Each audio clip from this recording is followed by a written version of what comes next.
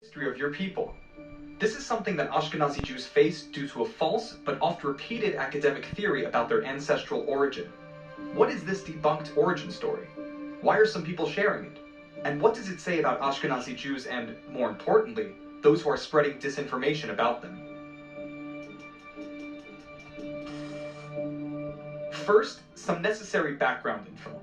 The two largest communities or denominations within Judaism are Sephardim and Ashkenazim. Today's Sephardim, or Sephardic Jews, are the descendants of the Jews who arrived on the Iberian Peninsula after the Babylonian and Roman exiles, before fleeing to southern Europe, the Balkans, and North Africa after the Alhambra decree, a record that is not contested. Ashkenazim, or Ashkenazi Jews, are those whose ancestors arrived in the Danube Valley and Rhineland areas after the Roman exile, with some accounts dating as far back as 321 CE, but there are some who call these historical events into question. A hypothesis dating back to the late 1800s states that Ashkenazi Jews are all descendants of the Khazars. In the 600s CE, in southeast Russia, a multi-ethnic conglomerate of Turkic people founded a powerful state made up of people from many different ethnicities. This was the Kingdom of Khazaria. The theory goes that in the 8th century, the Khazar ruling class converted en masse to Judaism on the instruction of their ruler. According to this line of reasoning, these Jews didn't migrate from Jerusalem and Babylonia into France and Germany, but rather migrated from modern Russia and Ukraine.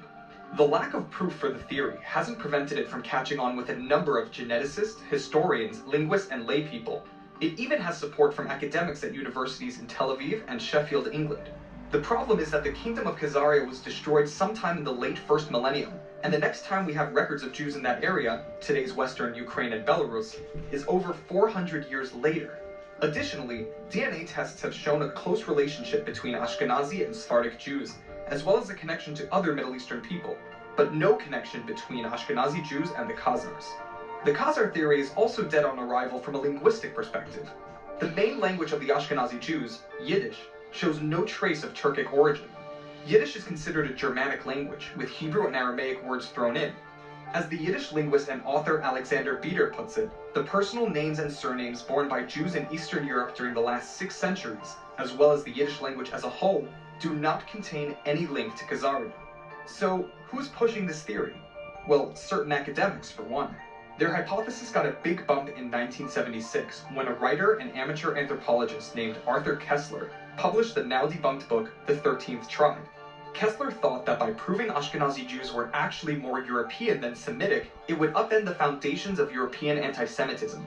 Ironically, Koestler's claims only served to feed anti-Semitism by accidentally resurrecting a theory that would only go on to serve the interests of bigots and the uninformed.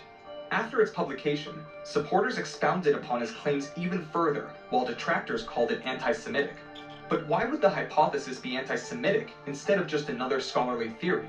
It makes more sense when you look at some of the recent supporters of the theory, especially those outside of academia. These include online commenters, who use it to delegitimize the Jewish people by classifying them as a fake nation, and even political leaders like the Palestinian Authority leader Mahmoud Abbas. In a 2018 speech delivered to the Palestinian Liberation Organization's legislative body, Abbas quoted Koestler and his theory that Ashkenazi Jews are descended from the Khazars, not the biblical Israelites. The allure of the hypothesis to someone like Abbas is clear. It delegitimizes Jewish claims on the land of Israel. If Ashkenazim came from what's now Russia, then the resurgence of an ancestral nationhood in the ancient land of Israel are easily dismissed. Too bad for Abbas that the science is not on his side, and that the genetic findings of Ashkenazi Jews point to people of Middle Eastern origin, not Turkic or